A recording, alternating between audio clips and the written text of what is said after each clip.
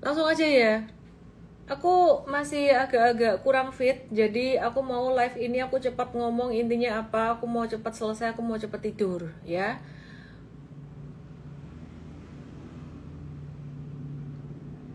Yupi mau IPO, perusahaannya untung sih. Itu nanti kalau udah kebentuk chartnya udah bagus, aku kayaknya mau watch. Goto yuk, Goto ada yang nanya Goto. Goto oke, aku bahas lagi ya malam hari ini ya. Kemarin udah dibahas sebenarnya. Langsung aja gas C. Oke, langsung kita gas. Hari Sabtu ini ada webinar Cuantastik yang membahas tentang kinerja banking and non-banking dividend investing, gimana caranya spesial untuk investors dan traders. Tapi kalau kamu pengen ikut, just DM saya dengan kode Cuantastik dan ini berbayar kalau yang ini ya. Oke, tapi kalau buat traders, investors dan alumni sih traders, investors itu free. Oke ya, terus kalau alumni free nggak ya? Aku nggak tahu sih. Tim aku yang ngatur kayak gituan. Terus aku langsung di sini bahas IHSG dulu. Komen izin aku matikan di Igoy. Apakah pembelian saham dalam jumlah besar dapat diskon? Wak, lucu. Tidak sayang. Yang di tok yang di ke Igoy ya, aku sudah mulai. Oke, ya.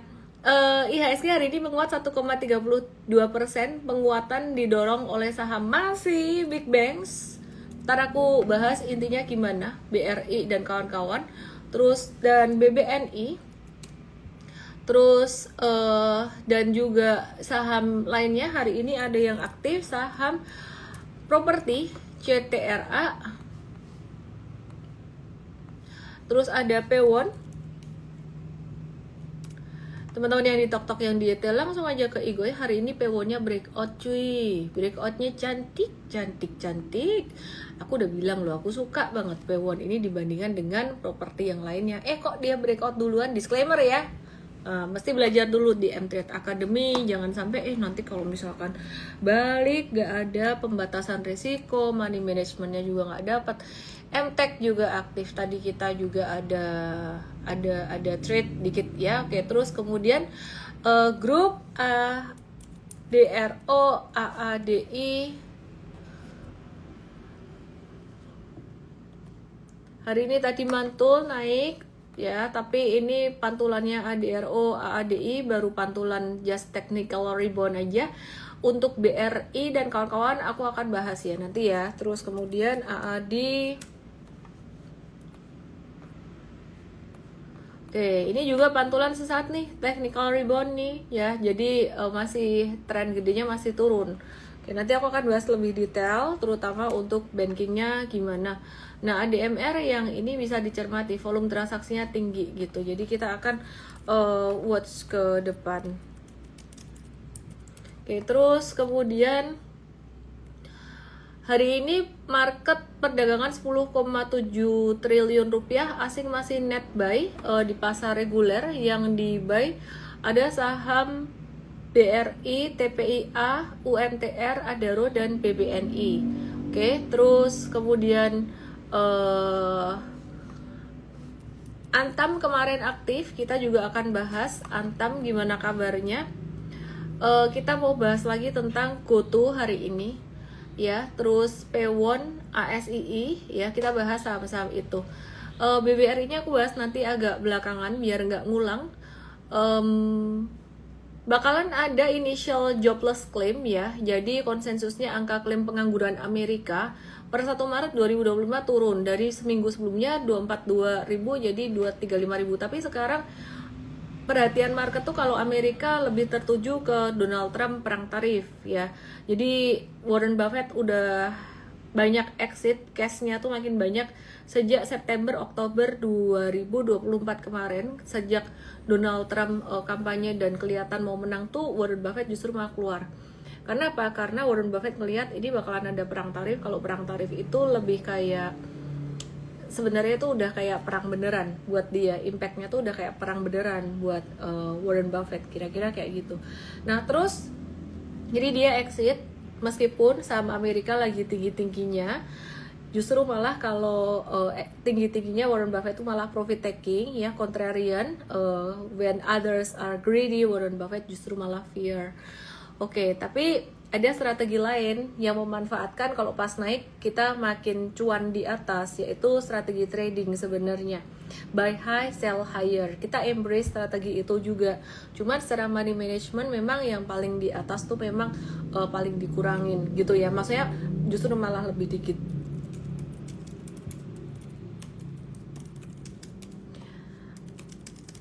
Oke ya, jadi intinya kalau udah di atas jangan masuk kebanyakan. Kurang lebih kayak gitu ya. Oke, terus kemudian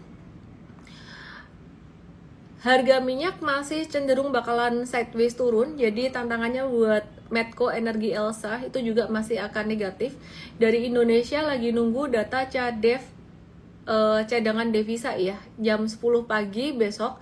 Terus ada kabar Pak Prabowo, Presiden Prabowo akan bertemu dengan para konglo di istana, seperti Presiden China yang sempat manggil konglo China. Sebenarnya bukan konglo sih, kalau di China tuh lebih ke pengusaha di bidang teknologi gitu loh, karena sejak DeepSeek mengguncang dunia dan China melihat bahwa oh ternyata luar biasa juga nih ya, pengusaha-pengusaha teknologi di China yang bisa mengguncang Amerika. Akhirnya Xi Jinping mulai ngelihat, wah ini satu hal yang sangat bagus sekali gitu ya. Jadi Pak Prabowo ada mengundang Frankie Osman Wijaya, Grup Sinarmas, Antoni Salim Group, Pak Yahya juga diundang, Setia Atmaja, Boy Thohir, ADRO, Anindya Bakri Group, Arsyad Rashid Indi, Agus Salim Pangestu Barito Group, Raffi Ahmad juga hadir. Ada yang menarik loh di sini. Grup Jarum yang datang Pak Yahya. Pak Yahya itu kan bisa dibilang karyawan ya, yang level tinggi banget, direktur level tinggi banget ya. Jadi kalau yang lain tuh kan owner semuanya. Jadi beliau itu sangat direspect banget, respectable banget ya. Jadi Pak Yahya ini. Oke, all the best Pak Yahya dan bapak-bapak konglo semuanya. Saya nggak tahu apa yang akan dibicarakan. Semoga bisa membuat iklim investasi Indonesia juga jadi lebih baik. Ya asalkan gak goreng-goreng saham aja ya. Digoreng juga nggak apa-apa sih, asalkan likuiditasnya oke. Jadi retail bisa ngikut, jangan ditarik terus ya bapak-bapak ya. Kalau misalkan ada yang mau goreng saham, jangan tarik terus. Kalau tarik terus kita takut masuknya ketinggian, nanti takut diguyur. Oke ya. Kalau ngegoreng tuh yang naik sideways itu pesen Pak, bapak-bapak semuanya. Tapi enggak lah, mereka semua orang-orang pebisnis hebat, gak main goreng-gorengan, opo kui goreng-gorengan. Oke. Bercanda aja ya, mohon maaf. Saya suka bercanda. Oke, saya mau kasih view buat GoTo. Dari JP Morgan, GoTo ini naikin GoTo punya recommendation dari neutral jadi overweight, dari hold jadi buy gitu ya. Nah, jadi GoTo ini prospek bisnisnya gimana? Kemarin di live kemarin, kalau ketinggalan lihat aja. Aku udah kasih lihat sebenarnya secara labanya GoTo itu memang masih negatif, minus, tapi ruginya tuh udah membaik. Jadi ke depan tuh bisa diproyeksi bisa jadi makin oke ke depan, bisa jadi untung gitu. Nah, jadi EBITDA-nya dia juga bisa membaik gitu. Nah, terus aku mau kasih update aja. Katanya isu THR untuk ojol nggak terlalu impactful ke keuangan perusahaan. Menurut aku sih sebenarnya ya pasti ada impactnya ya, tapi ya nggak tahu deh. Kalau aku sih aku masih ngelihat secara technical buat trading, dan kalau buat investing ya belum masuk. Aku kalau investing perusahaannya harus cuan. Menuju cuan gimana? Menuju cuan ya ntar aja, tunggu dia benar-benar udah cuan. Dan aku nggak mau pakai kayak EBITDA atau EBITDA disesuaikan.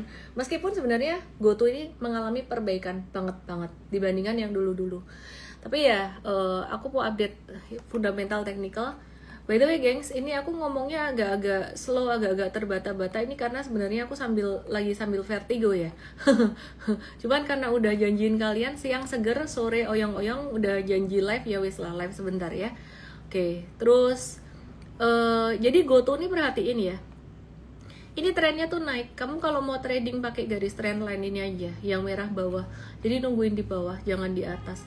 Nah, dia menarik juga saham teknologi yang lain selain GoTo tuh aku ngelihat MTech itu sebenarnya trending juga gitu loh ya. Nanti kita bahas deh gitu. Untuk masih bicara soal GoTo, sisi valuasinya GoTo ini dari JP Morgan itu ngitung nilai GoTo dari gabungan beberapa lini bisnis ya. Terus sebenarnya valuasinya ya mau gimana, mau dihitung valuasinya susah juga sih kalau dari per, karena perusahaan masih rugi. Tapi ya intinya udah mulai membaik, kira-kira itu. Aku nggak mau terlalu banyak ngomong GoTo, nanti dikira pom-pomin GoTo. Oke, terus kemudian BBTN ya. Jadi sebelum aku bahas BRI, aku mau ke BTN dulu. Sedikit tentang BBTN. BBTN ini kenapa naiknya nggak signifikan dibandingkan dengan perbankan lainnya. Ya aku udah bilang bahwa kalau perbankan recover, crash recover, itu yang recover for big banks dulu. Nah jadi BTN ini juga masih slow melo-melo gitu. Bakal ngadain rapat umum pemegang saham tahunan 26 Maret hari Rabu nanti. Salah satu agenda pentingnya adalah minta persetujuan buat akuisisi Bank Victoria Syariah ya. Jadi bakalan ada akuisisi, which is this is good for BBTN. Sebenarnya ini satu alternatif untuk value investing juga, tapi karena BRI-nya diskon ya, BRI kayaknya bakalan lebih cepat recover kalau yang nyari cepat recovernya. Tapi kalau yang nyari alternatif lain for banking, nanti misalkan BRI-nya udah naik tinggi, yaitu BTN bisa jadi alternatif. Tapi ntar aja dulu.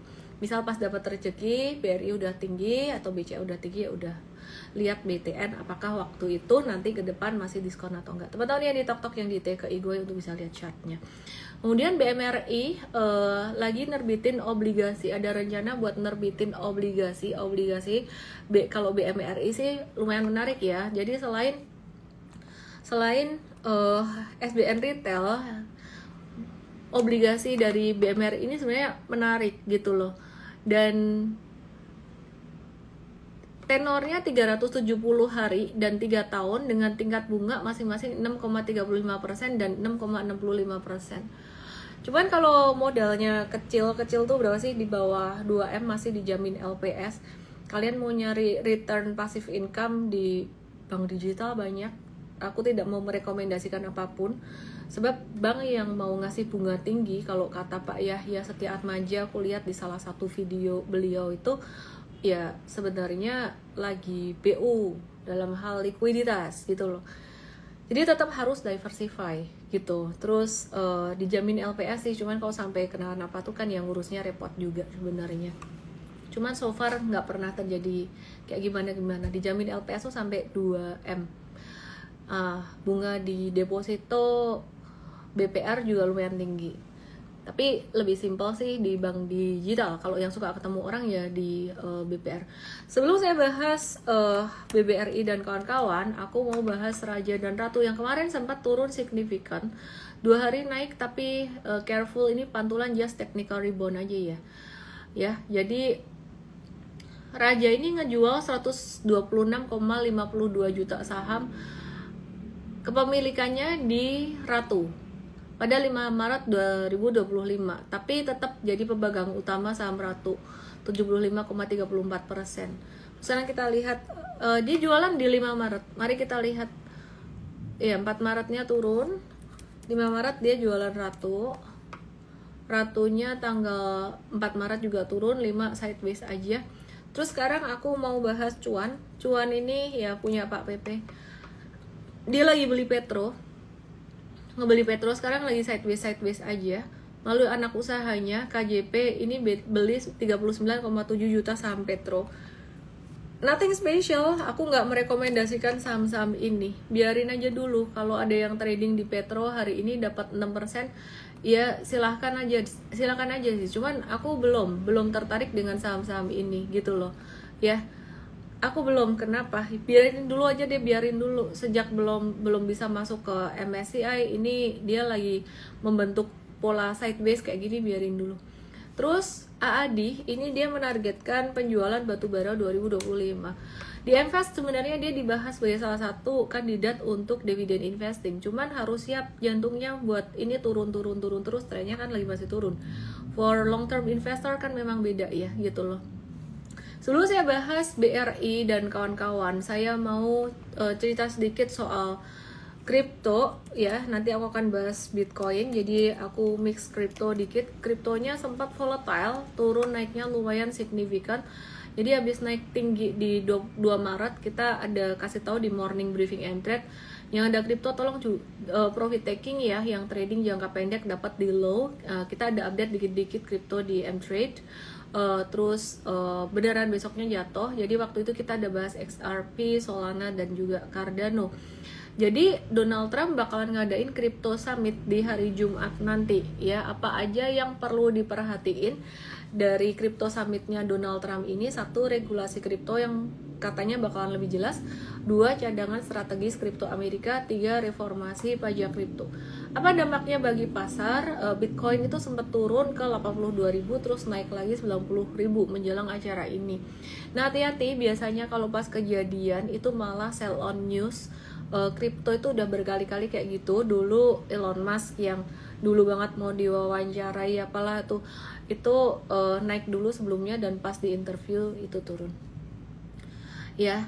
Oke, terus beberapa nama besar yang bakalan hadir ya di situ udah pasti ya. Ada Elon Musk ya, kemudian besar sih, bukan pasti sih. Ada Michael Saylor, Chairman MicroStrategy, terus CEO Coinbase, CEO Robinhood, CEO Chainlink, CEO Exodus dan sebagainya. Terus sekarang kita mau bahas saham perbankan Indonesia. Intinya aja gimana? Nah, kalian kan paling suka nanya intinya aja gimana. Nah, hari ini berhubung aku juga lagi gak fit, aku mau kasih tahu intinya aja gimana. Fundamental udah banyak dibahas dan lebih detail dalam akan dibahas di Cuantastik hari Sabtu nanti. Kalau mau ikut Cuantastik just DM aku Cuantastik. Cuantastik ini dibawain oleh aku opening dan tim aku ngebawain dengan very detail. Thank you Mbul giftnya ya. Itu ngebawain dengan sangat bagus sekali isinya. Thank you giftnya makan jala. Oke, terus aku mau kasih lihat Big Bangs ya. Lihat ini intinya gimana. Abis aku bahas Big Bangs, tugasku sudah selesai, aku mau tidur. Lihat baik-baik yang di tok-tok yang di YT ke Igoy. Oke, aku cuma mau ngomong BCA, kita ngomong best price 8450, aku pasang good to cancel 8450 dapat, terus naik.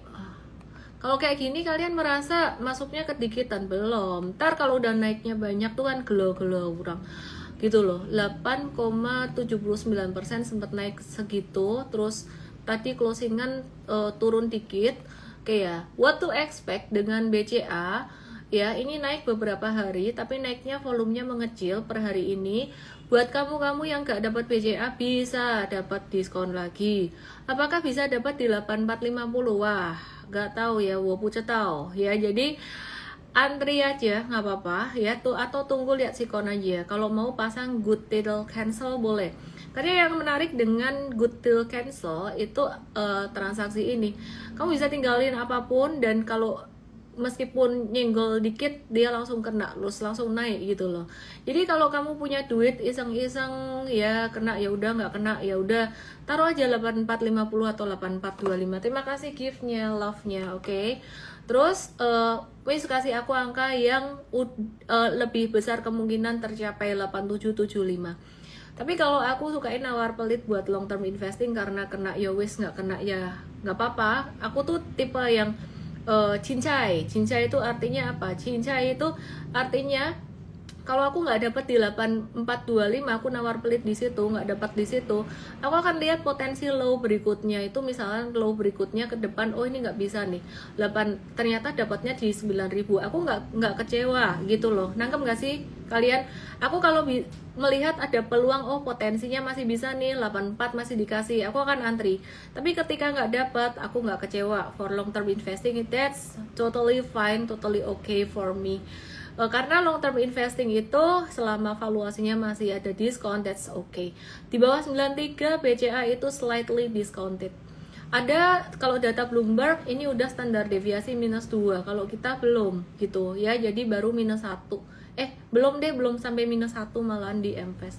Oke, terus Bank Mandiri dulu. Jadi biar BRI-nya terakhir yang di tok-tok yang detail langsung ke Igoy. Jadi intinya kalian kalau belum dapat BCA ya ngantri aja di angka-angka yang aku kasih tahu tadi. Dari BMRI menurutku posisi nanggung ya, turunnya nggak banyak, terus kemarin naiknya juga nggak signifikan. BMRI itu kalau mau nunggu di 45-40 masih bisa dapat low itu, terus tungguin apa namanya, tungguin aja gitulah kira-kira gitu. Intinya BMRI aku masih belum terlalu confident ya, aku ngelihat dia masih bisa ada koreksi gitu loh. Jadi kalau mau nawar di 45-60 tuh jangan banyak-banyak. Justru aku masih expect, aku masih expect dia masih ada koreksi lagi, masih diskon lagi gitu loh. Asing cuannya udah kebanyakan dari BMRI sejak pandemi ya, ini juga masih posisi cuan, kalau ada apa-apa masih bisa turun lagi ya, hopefully masih bisa turun malahan. Terus kemudian BBNI ini dulu yang paling laggard gitu karena provisioningnya tinggi, sekarang gantian BRI yang provisioning tinggi, cost of credit tinggi, cadangan buat kredit macet lah istilahnya itu tinggi gitu. Jadi malah BNI-nya yang ini kalau perhatiin ya, meskipun zigzag kayak gini, tapi dia tuh nggak arahnya downtrend banget loh. Dia tuh sideways loh sejak tanggal 23 Desember sampai sekarang tuh sideways pergerakannya gitu. Jadi BNI kalau kalian mau nunggu di 40-20 juga nggak apa-apa, nggak usah semua big banks dibeli. Tapi kalau BMRI aku kayaknya malah masih nunggu wait and see dulu. Kalau 40-30 nggak dapat ya cincai lah, ini valuasi juga udah agak-agak diskon, nggak usah terlalu pelit-pelit lah, kalau takut ya masuk dikit-dikit lah gitu loh ya. Oke. Last but not least yang kalian tunggu-tunggu BRI. Indah sekali BRI ini, aku suka. Kenapa?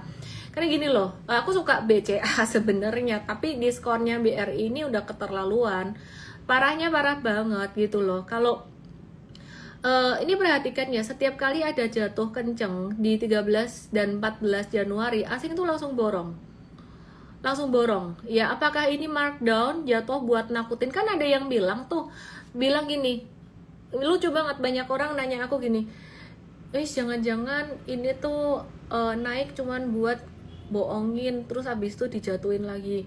Aku bisa nge-live sambil tidur nih. Artinya dinaikin buat bohongin, abis itu jatuh lagi, tuh artinya itu markup. Apakah asing lagi markup di big banks, di BRI, BCA biar nanti jatuh lagi, biar mereka bisa ngedam lagi? Kalau aku ngelihat malah kebalik. Nyam. Lihat ini. Ini bisa jadi markdown, nakutin kalian, soalnya habis jatuh dibeli. Cuman 15 Januari ada sentimen. Waktu itu BI nurunin suku bunga. Ya, terus abis itu jatuh kencang lagi di 14 Februari gak ada apa-apa. Valentine naik aja. Nah, ini yang parah Jumat kemarin. Nah, itu tim saya agak gila. Bilang, aku mau cairin deposito semuanya, mau tak beliin ini. Wah, ya karena ngerti gitu loh. Terus tapi karena diajarin money management ya, aku ngerem nggak semuanya masukin. Ya nggak apa-apa sih, kalau siap resiko sih silakan aja. Kan nggak mungkin nyalain orang lain. Kalau tim sendiri dia bakal bilang keputusan dari diri sendiri. Masih muda, nggak apa-apa bro. Nggak apa-apa bro sis. Ya, oke. Apalagi ini bukan saham gorengan. Nah, aku nggak saranin kalian untuk melakukan itu jika kalian tidak mengerti ya. Karena tim aku udah ngerti. Ini standar deviasi -2 loh di 3270. Ini MFES kena -2 udah. Nah, di Bloomberg bisa -3 kali ya. Standar deviasi -3, -2 di bawahnya lagi. Jadi ini naik 18% sampai hari ini. Nih valuasi masih murah. Masih murah Bapak Ibu. Pertanyaan, masih bisa diskon nggak? Bisa banget. Kenapa? Ini naik kan volumenya makin kecil. Sebenarnya naik, powernya buat naik tuh makin berkurang lah. Nah, jadi ini ada kemungkinan kalau naik lagi sampai 4160 dikit, atau dia bisa koreksi atau bisa retrace dulu. Intinya tuh aku bukan lagi nebak-nebak saham hari ini gimana, besok gimana. Itu nggak banget. Aku bukan aku nggak mau kayak nebak saham harian. Tapi ini kita mengantisipasinya tuh long term. Jadi fluktuasi jangka pendek tuh cincai aja lah. Bakalan sampai 4160 gak? Kalau aku perhatikan enggak. Aku perhatiin enggak ya. Jadi mungkin 40-50 mungkin masih bisa. Habis itu ada koreksi lagi. Kamu kalau mau pulit pol medit pol. Pasangan kutil cancel 3360. Pasang di situ. Nah, kalau misalkan nanti kalau nggak kena gimana? Kalau nggak kena kamu takut, bingung. Kalau kena tapi turun kamu takut juga, gimana dong? Aku bilang brokerku pasang gutil cancel 3360. Tapi jika nanti ternyata si BRI ini misal bentuknya gini di 36, dia mantul, aku lupa deh pasang gutil cancel di berapa ya, jangan-jangan aku pasang di 36. Ntar aku cek deh. Pokoknya intinya kamu pasang di 3360 tuh nggak apa-apa, itu low risk banget. Tapi kalau misalkan dia ternyata di 3600 dia mantul, artinya mantul itu berarti sampai 38. Aku nggak kecewa, aku nggak stres, ya tak beli juga. Oh ternyata dia mantul di sini bentuk higher low, ya wes lah. Ini jadi technical tuh dipakai buat investing, trigger doang. Sebenarnya kalau investing kita udah filter fundamental dan juga valuation. Belajar di Investart 4 Profit from Panic. Jadi Investart kalau 1, 2, 3, 4 itu temanya beda-beda ya. Intinya untuk investing, hanya untuk Investart, M-Trade tuh bedain aja mana buat trading, buat investing. Jadi 16 Maret jam 3 sore daftarnya di emvst.id _LIVE. Aku mau lihat komen-komen bentar, habis itu aku mau tidur. Ini loh, karena cinta sama kalian tuh, sayang sama kalian, Vertigo ya tetap nge-live. Ini muter-muter. Coba lihat komen kalian ngomong apa. Wifi cincai itu agar-agar hitam itu cincau yang mulia. Akunnya yang mulia, lo lucu dia. Miss, kalau nyangkut di 43 hold aja apa gimana Felicia? 43 itu not bad, angka itu not bad for long term investing, kamu masih bisa cuan. Miss, gak ada diskon buat acara hari Minggu gratis, woi. emvst.id _LIVE yang di tok URL-nya di sini, yang di YT URL-nya di sini, yang di Igo URL-nya di sini. Ngomongnya wes rak cetoy. Ngomongnya udah nggak cetoy. Sudah minum obat? Belum lah, kalau minum obat vertigo tidur aku. Adi masih tren turun. Buat dividen investing menarik, tapi ya gitu, harganya bisa turun-turun terus. Kuatkan hatimu. Thank you Pak Jung. Udah kayak orang Korea loh Pak Jung, kita panggil dia Pak Jung. Opa Jung. Ayam-ayaman gimana? Oh boleh sih, lucu tuh ayam-ayaman banget. Japa mau bebek. Tuh cuannya banyak dia. Volatile tapi wait and see dulu lah di atas kayak gini. Nanti wait and see dulu. Cepin, carun bokpan, nanti nggak mau. Ntar aja tunggu jam aja kalau lagi di retrace. Semoga cepat sembuh, jangan sampai ke live. Oke. Kalau BRI 5.000 yakin sembuh. Salah. BRI itu aku justru ngarepnya dia turun lagi. Lu kok gitu? Beli kurang banyak toh. Iya, karena kemarin amunisiku tak pakai buat BCA sih. Kalian kalau ngelihat storyku ya, aku tuh bilang aku tuh udah nggak mau beli BRI. Udah lumayan banyak, tapi diskonnya tuh sangat menggoda.